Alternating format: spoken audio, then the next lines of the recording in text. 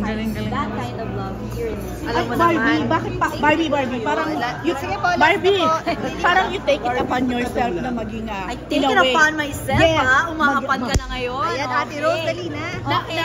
Na tawag yung ba? Parang spokesperson ni David. Diba? Parang gano'n.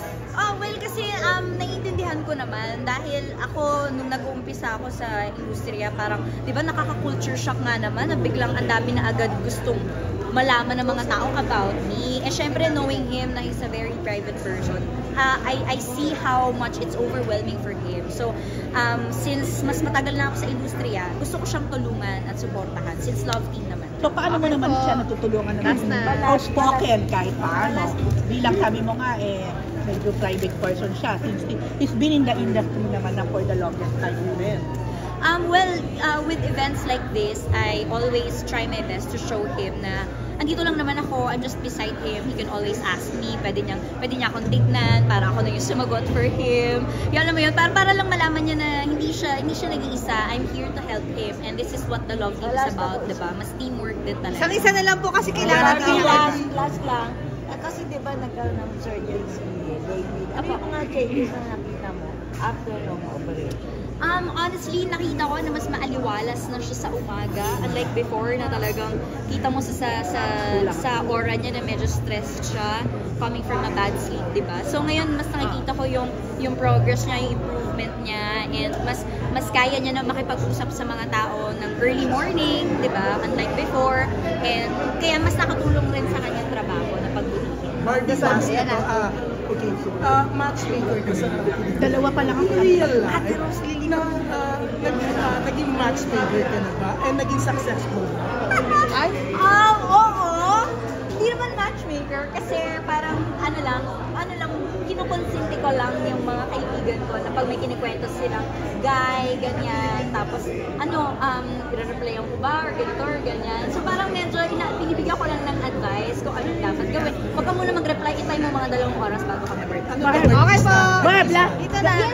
Barbie, gano'n ka-pressure kasi ngayon in terms of movies, hindi pa rin talaga siya yung tao, kaya panood, with this one. Pressured ako dahil ito ang pelikula ko after so many years, pero confident ako kasi sabi ko nga kahit hindi akong artista sa pelikulang to, ito ang pelikulang papanoorin ko. Maraming salamat po! Sorry. Galing ka pa! Sorry, wait. Sorry po! She would ask me for advice, give it to her.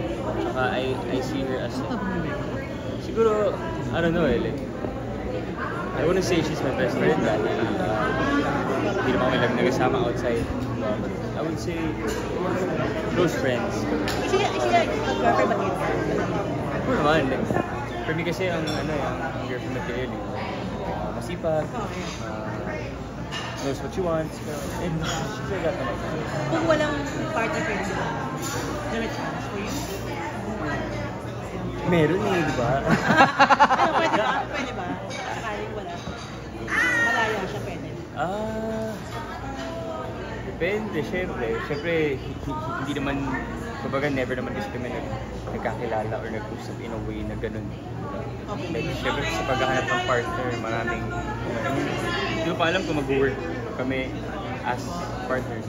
Syempre, tinaw muna. For sure naman kayo naman, meron kayo. Diba, may nangliligaw, diba, ganun. So, kung hindi kayo kapapekto sa sinasabi ng ibang fans, meaning, just take things lightly, no? Walang pressure.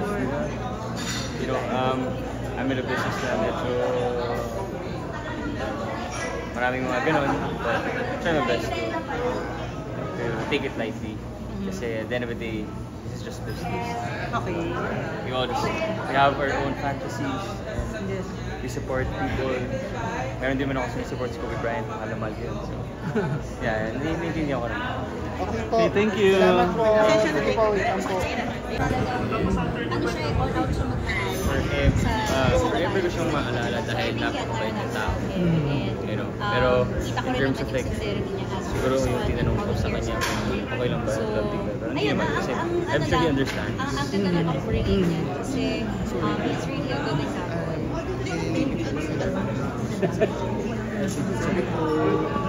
Sige na. Advantage Ano ba tanong? The thrills would always be Jack. there. Yung Siyempre, excitement and the fantasy Grabe would yun always pa. be there. Kung mag-iingat Sa ka JC. ba or hindi, di ba? It would always be there. So, hindi mamamatay yung chemistry. Kasi parang, di ba, pag binigay mo na, kung naging kayo na, wala nang thrill, wala nang, di ba? Parang there's a chance na mabawasan yung kilig kasi mababawasan yung thrill na, ay, wala, okay na sila na eh, ganyan. Pero yung disadvantage naman, if hindi kayo magrelasyon and you're in a love double effort kayo in terms of making the scene work, yung camera ko lang. yung comfortability. It takes a lot of adjustment. Pagkain ba?